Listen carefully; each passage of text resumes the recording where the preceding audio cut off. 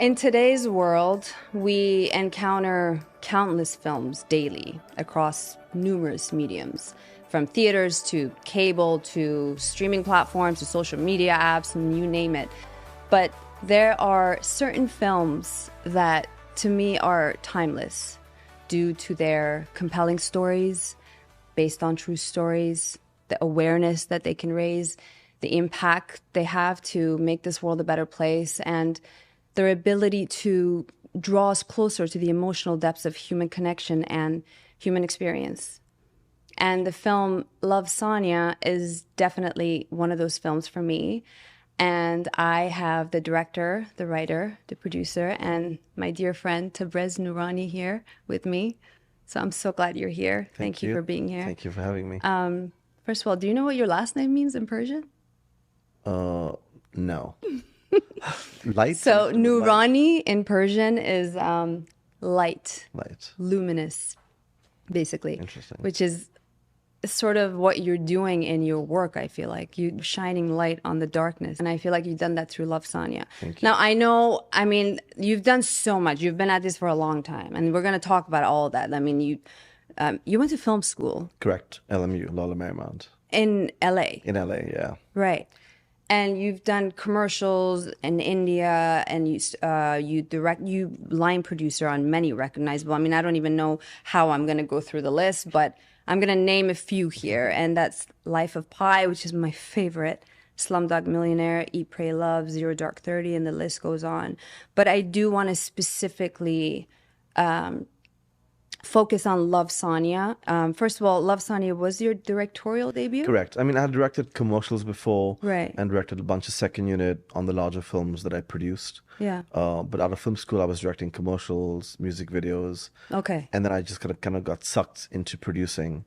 And then I enjoyed it, especially if it was in a foreign country, or, producing in India was more interesting for me. Yeah. For like Mission Impossible, doing a car chase in the middle of Bombay. It's not stuff that is, that the Bollywood guys really do. They will leave the city. They'll go somewhere else. Because India is challenging to shoot. And kind of that became our company's expertise. And I enjoyed it. So I did a bunch of producing. But while I was producing, I was developing the screenplay for Love, Sonia. I see. So this was sort of your feature directorial debut, because Correct. you've directed before. Correct. Love, Sonia covers a really, really important issue, a really dark issue. And unfortunately, sometimes I feel like when we're creating art, I wish we could just make art that is inspiring and entertaining, but unfortunately we have to shine light on a lot of dark issues that are still going on. And I feel like the reason I'm saying this is timeless, because it's literally still going on globally. It's a global issue, sex trafficking, child sex trafficking. And I feel like it's not being talked about enough. And I mean, it's still in the news, and it's happening right under our nose, So I really appreciate when artists, filmmakers, storytellers like myself, like yourself, use our art to raise awareness. But I do want to know, what was your journey? How did you even get to this point, starting in the industry, and how did you get to wanting to tell this story? It started in 2000, I think in 3 or 4, when through a friend of mine, I accidentally met a girl who was trafficked. It was an awful story. In India? Or? No, over here in Long Beach. There was a container with a few girls, and a lot of them were already dead. A few of them were alive, and one of the girls was a girl who was an Indian girl. And initially, my friend was working with the task force, and she called me in because the interpreter that they had wasn't able to get through to this girl. So initially, that's why I was called in. Right. So I had no idea that this existed. I mean, on this scale, I'd heard about, trafficking within India, trafficking a little bit, but what is an Indian girl or an Asian girl or European girl? How does she end up in LA in a container? How does that happen? Yeah. She was smuggled. She was smuggled. What they had little pouches on them. In the pouches were little bits of paper. You could tell that they had been in Hong Kong. Clearly, she was an Indian girl. There was a girl from Asia as well. There was a girl from Moldova. Wow. And for a long time they didn't talk. And then finally, when they did talk, then you found out what the story was. Now, at the same time, I was working on a screenplay, which was going to be my first film. And it had three stories. And one story was about a girl who was trafficked, but within India, like Nepal, India to Nepal, Nepal, India is very common. So two things happened at the same time. And through this meeting, I met a woman who became very instrumental, Kay Buck, who is the CEO of CAST, the Coalition to Abolish Slavery and Trafficking. Is that based here? Based in LA. Okay. It's a large NGO that fights sex trafficking. And now I'm on the CAST. I'm on the board of CAST. Wow. Okay. So that's how I met Kay. Yeah. And so initially, I kept in touch with her because I wanted to know more. For research, for the screenplay. I had no interest in getting involved or getting sucked into the cause. It was just research for screenplay, because whatever I do, I want it to be realistic. And as I got more and more involved, my eyes opened and I found out these crazy mad stories, it really is unbelievable. Because most of the time when people read the script, and then obviously when they saw the film, there's a part of them where they just do not believe that stuff like this happens, especially when you bring it back home. What I mean by that is when you bring it back to LA and they see it happening down the street. Yeah. Brentwood, Beverly Hills. Yeah. Like, what? It happens down the street from us? Yeah, it happens down the street for us. You and could it be in continues a to party, happen. in Correct. a mansion or in a house party, and you would have no idea. Yeah. There could be a girl there and you would have no clue. It's basically that close. Correct. And so basically, through them over here, obviously I would help CAST and work with CAST. Then I worked with a couple of local NGOs. And while I was scouting for different movies from Slumdog in India, we ended up going undercover and rescuing girls, because it was a good cover to say that you were scouting, location hunting, and you could pinpoint certain things. And then the NGOs were able to kind of go in, get the underage girls out. And so from all these real life... You did this? Correct, yeah. In India? Yeah. Were you living in India at the time? No, I was living in LA, but I would just go there to, with to the shoot movies. NGO? Well, no, I'd be there scouting for movies. Okay. Right? So and that was your way into correct. brothels and... Yeah. We did that here. We did that in Hong Kong as well. In LA, it's slightly different the way it works. But majority of it was in India. You have a character in the film that does that. Correct. So was that based on what you were doing? But also based on, it's a mixture of myself and the guy at the NGO. He's the guy who, they do this every month. Wow. All over India. And if I knew then what I know now, I don't even know if I would have done that, because what these guys do is really dangerous. Dangerous. And what this main guy, he had been doing it for 20 years, and he was just used to it. He was used to it. But it's pretty mad when you see it for the first time, when you see how young the girls are for the first time. It's awful. What's the youngest you've seen? The youngest girl was 12 years old, and she had already been there for 4 years, which means that she was 8. So it's unimaginable, and it's not something that you could show in the film, which is obviously why we make everyone older, because it's more palatable, and you don't want to lose your audience. Yeah. You want them to get involved, so that they understand, and then they can leave with something. How many girls do you think you've saved, including the staff from the NGO? They've saved hundreds and hundreds of girls. I was involved in raids with maybe altogether 30, 40 girls, but they've saved hundreds. And what happens when you go into these places, if you're exposed, or if someone... then it's dangerous. Right. Then your life is in danger, right? There's cops outside. There's the NGO staff Paid outside. Cops? Corrupt? A mixture. So it's the first 24 hours is the important time. Because by the time that news gets to the main police stations, the cops who are paid, they show up, which is why the minute you rescue a girl, you get them out of the city, like half an hour, 45 minutes outside of Bombay, outside of Delhi, so that way they're safe. Is there anywhere, Mumbai or which? Correct, Mumbai, yeah. The ones that are there, is there a place like an NGO there? Oh, yeah. There's a bunch of rescues NGOs there. Absolutely. see, And then they've got shelters. The way they have shelters over here, they have shelters outside of the city. But a lot of these girls end up going back. Like in the movie, Yeah. it's a mixture of Stockholm syndrome, father figures. These pimp become father figures for them. They don't have a Or life to go back drugs. to. Sometimes they get addictions. Absolutely. And because of the shame, they're not able to go back, or they think that they cannot go back. So it's a vicious circle. So it's not the I best situation. I actually wanted to, first of all, let me also mention that the film was shortlisted for Golden Globes Correct. Yes. in Best Foreign Film, Correct. Yeah. right? I did want to ask you how much of it was true. I mean, I don't want to spoil Yeah. because I want people to watch this. I feel like more and more people should watch this. But there is the part where the father is selling Yeah. one of his daughters. Does that really happen? Whatever you see is completely real. In fact, we had to tone it down. And it's a fine line. You've got hard trafficking Yeah. and soft trafficking. Hard trafficking is when someone is snatched or kidnapped. Soft trafficking, which unfortunately happens more often, is a family member or a friend or someone coming up to a father and saying, okay, you know what, you owe us so much money. There's a job in the city. Your daughter is perfect for the job. So let her come and work as a maid at so and so's house, and we'll take off some of the money that you owe us. So obviously they don't expose. Exactly. Now, the Right. question is, at this point, what does the father know? What does the mother know? Is very different than the actual experience. Exactly. And, ignorance is bliss. Do they know? Do they feel like they know, but they can't do anything? Right. They need the money or they Yeah. need the. And so this is what happens a lot of the time.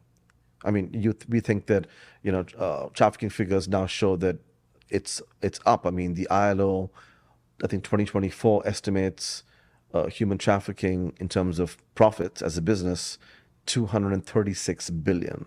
That includes sex trafficking, Wow. which is completely mad. Yeah. I mean, that's a large number. Yeah. 50 million technically people are trafficked, or working as it's slaves, modern day slavery.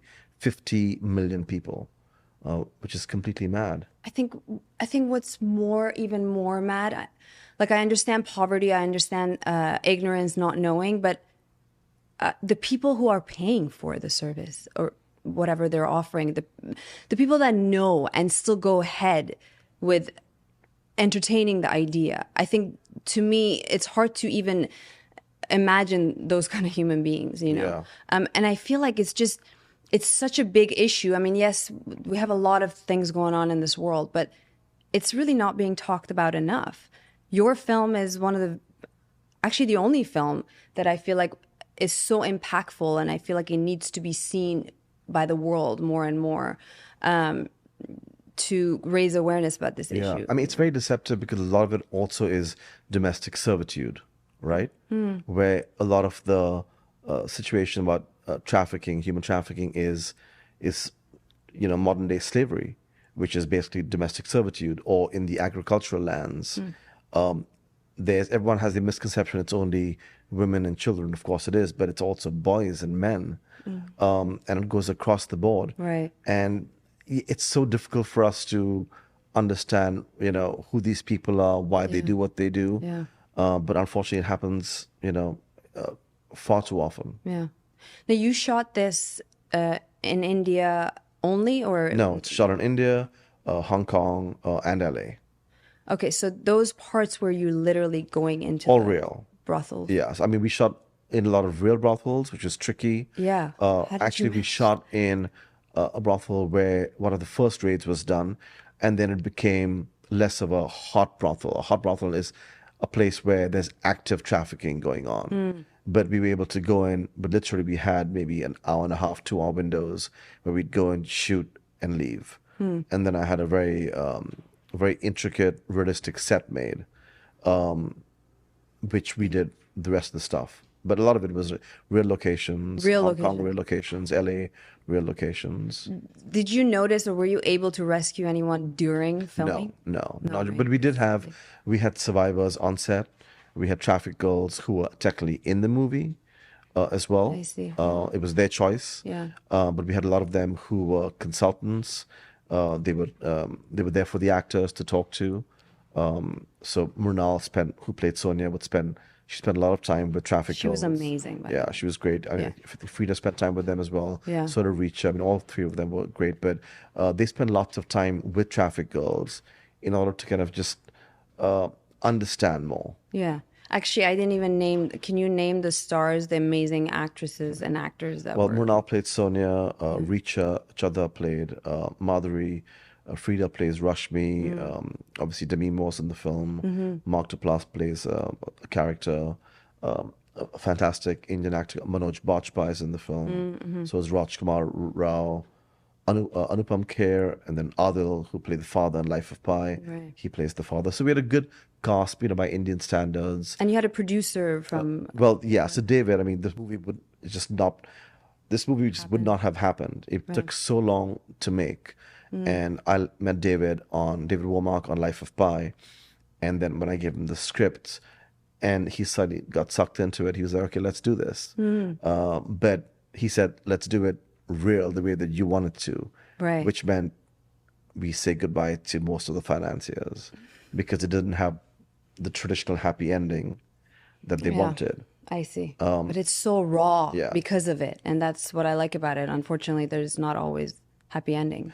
Correct, and that's why I think that look, it's tricky because there's so many movies now that are being made about trafficking, and some of them aren't realistic, right?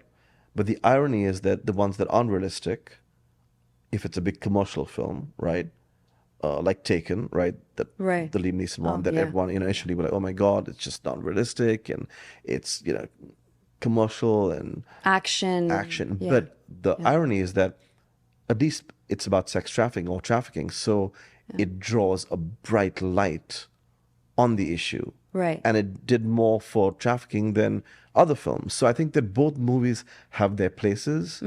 It's just that for me, because I knew the girls, it needed to be realistic. Yeah. And the fine line, how to not exploit the exploited.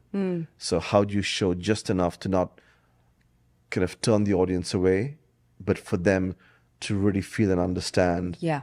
what the girls were going through. Yeah, but that's what I was just going to say. The difference, Taken was amazing. I love that movie. Yeah. But even though it shined lights on that issue, it was, to me, it felt more of an action film. Correct. Where yours, I know it's dark, but it's not dark enough that you want to look away.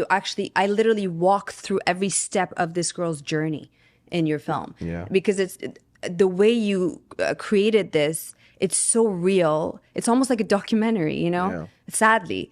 And you feel it. You feel what she's going through. And you've done a wonderful job with that, because sometimes I feel like some of the bigger budget becomes such a blockbuster action. And then some of them lose that sense of human connection and that human experience that you literally can empathize with the character, and you have that. So I think that's very powerful. yeah. And that's why I think it needs to be exposed more, and people need to know about it more. Did you have any problems shooting this in India? Did you? Yes. But we had. How could you not, right? I mean, look, luckily, we have the company, and that's what kind of we do. Our company, India Take One, we do all the largest. If there's any Hollywood movie going to India, we end up physically producing it. Production company. Correct. Okay. Production services company. And so with all our partners, I mean, this became the passion project. So we pushed the limit on this one, doing things in places where we would normally not do it because the risk was on our head. And for us, it was worth it. We were willing to take the risk. Right. But yeah, we got shut down once or twice in dangerous areas where people did not want us shooting because they could not understand the difference between the fact that, it was a movie and it wasn't about their area or the people and they got mad and, cameras got Like, you mean the locals or? locals with the local mafia, the I local see. trafficking guys. Oh, I see. Yeah. They were trying to give you trouble. Correct, yeah. So we had a few problems. Sonia meets the little boy, and it was just too much. I mean, literally, the gangsters came and they were snatching the camera, and they were Really? yeah. So it was dangerous. Wow. So very quickly we had to get everyone out of there, especially the cast. But then we went back to a different location, and eventually ended up finishing the film there. And then you also shot in In LA. LA, Hong Kong, Yeah. and we pretty much shot it in sequence. Was there anywhere in LA? I mean, I know in the film it Yeah. doesn't show, but was there a place that you found in LA that does the same thing? Was there like a location where Look, there are lots of people, areas, there's lots of areas. where we've done rescues from in LA or that were hotspots.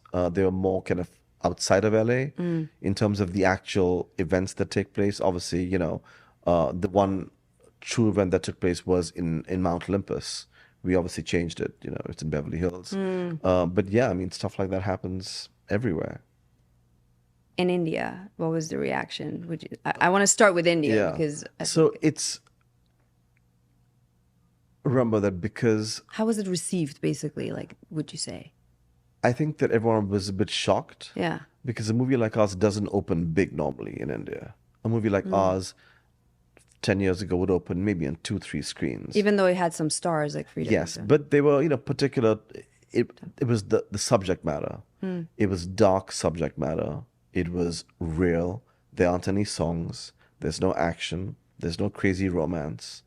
And majority of the movies that come out in India, people will go there to escape. And so but we decided to open wide because we had the stars, and again we had and David was, let's do it. So we raised the money. We opened on 300 screens, which is massive for a movie like this. Across India, okay. yeah. And yeah, it was just obviously, critically, yes, everyone enjoyed it. Yeah. But people, I mean, fathers and husbands told their daughters and wives not to go see this movie. I think it made them uncomfortable, Yeah. and I think it was too raw, and too real, and it wasn't padded with roses and lip gloss, and that made people uncomfortable. I see. So It is a very yeah, uncomfortable. so in India, it didn't do well in India at all. Really? No, not at all. And I mean, we were out of movie theaters in 2, 3 weeks, I think. Yeah. But then after that, we obviously opened film festivals You had in UK screening, Australia. We opened Australia. in the UK. We sold in the UK. We sold all over the world. We screened for the UN in New York, the UNODC in Vienna, Wow. different organizations. I mean, screened all over the world. So how was that received? That was fantastic. I mean, yeah. it was amazing because you had survivors from all over the place, Yeah. all over the world, who would see the film and react to it. And now the film is used continuously to screen. It's been translated into 28, 30 languages Wow. with subtitles. Okay. And it screens for certain populations almost as a warning. That this is what could happen in these impoverished areas. Yeah. So that's fantastic. That's a great outcome, Yeah, right? absolutely. Because that was yeah. actually what I was going to ask you. Do you think it had the impact that you wanted it to have? I mean, it's still ongoing. But, Yeah. I think that it'll continue. Look, we are proud of it because it's real, and it continues to do work for the survivors and for the cause. People still use it to fundraise, yeah. which we have no problem. I mean, that's why we made it. There's a reason why we made the film. At least for my first film, I needed it to be about something that I was passionate about. Yeah. And it continues to feed into the system. That was a big step for your Yeah. first film. Yeah. So I'm glad we did it.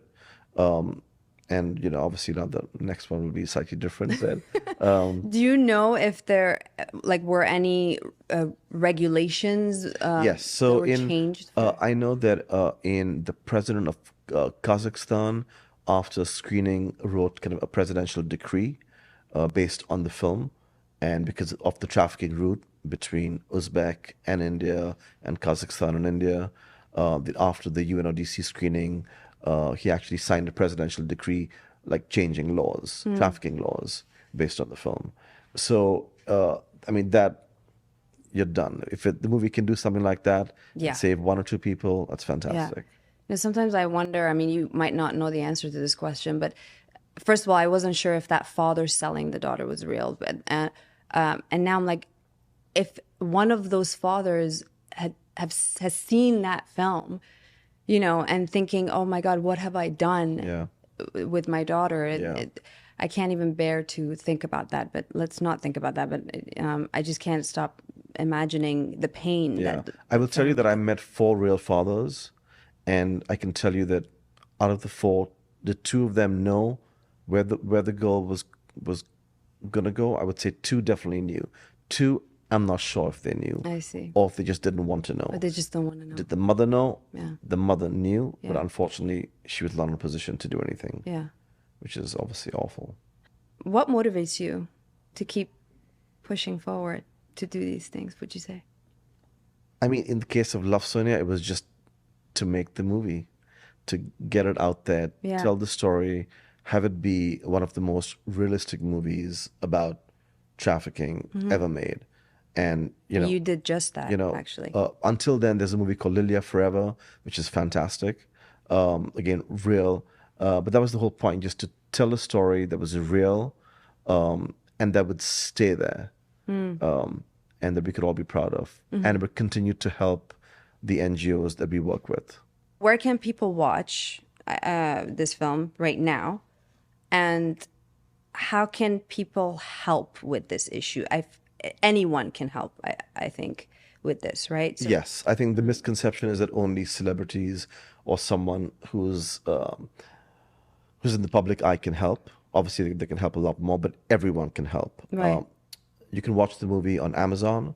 It's got subtitles. You can watch it on iTunes, multiple subtitles there.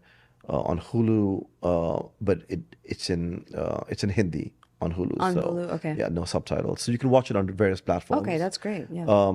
I think that supporting local NGOs is a big thing. In our case, it's two, CAST, which is the Coalition to Abolish Slavery and Trafficking That's the one in California. in California, based out of the US. Okay. Then there's apneop.org, which is based out of India. And I think the people can help by supporting, Yeah. volunteering, shelters. There's so much that you can do. Yeah. And so everyone should just look up who their local shelters are, And who their local NGOs. NGOs are, volunteer, donate where you can. If you can't donate, volunteer your time. And be aware. Yeah. Because I know it's a cliche, but people see stuff. And it's amazing how many people get rescued because of a phone call. Wow. Yeah. Yeah. Personal question. Do you think you have a purpose in life?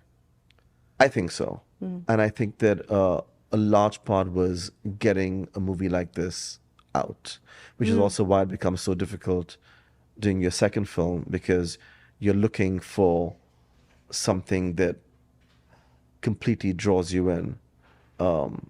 And it's difficult because it's only going to happen maybe once in your life. Yeah. That you do something like this that completely consumes you, Yeah. and you're so passionate about, and then you've got to move on. And Yeah. Because sometimes after such a big, impactful film, were you at one point like, now what? correct, yeah, Right? yeah, 'Cause you made such a big impact. yeah. But luckily, look, I'm drawn to lots of stories, a lot of real life stories, and so the next few ones, again, a lot of them are real life stories, a lot of old Hollywood history. You love Yeah, classic so Hollywood. so it's going to be interesting. But Yeah. for this one, I'm glad that we did it the way that we did it. Yeah. So you do feel like you are serving your purpose Absolutely, in a way. yeah. I know you're working always on several stuff, but is there anything exciting that you want to share that you're working on right now? We're working on a few things. Yeah, which one? One of the ones that's interesting is about a woman who ran the oil industry in the early 1900s in Los Angeles.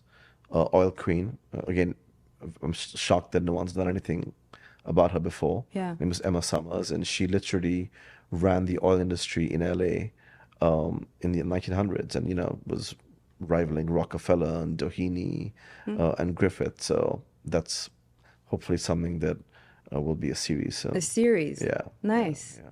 Yeah, that's empowering. Yeah. Again, it's strong female character, and again, real life. Yeah. And again, shocking that this happened. Yeah. But she became one of the most powerful women in California. Wow. Yeah. See, that's what moves me too. I love based on true stories because Yeah. they're very relatable, right? Yeah. And human struggle is And they're empowering. Yeah. Empowering. You want people to know what happened. And Yeah. she also became she's a large reason why LA ended up the way it was in terms of the cultural scene. And she did so many things for the arts as well. I see.